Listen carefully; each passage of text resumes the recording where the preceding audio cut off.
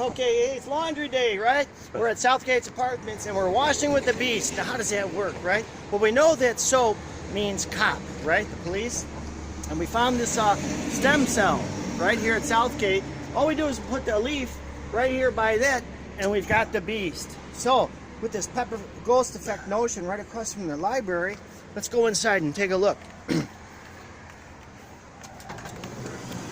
door is ajar only when you're going out, so remember to hit the button.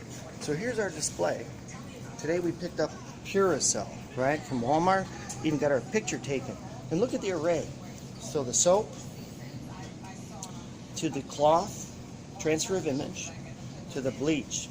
So it's all part of this napkin mafia that the police are looking for, right here in McHenry. Okay, here's Dad.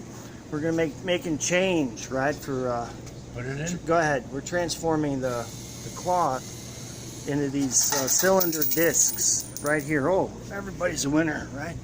Now we can do our magic tricks too. Okay, thanks, boss.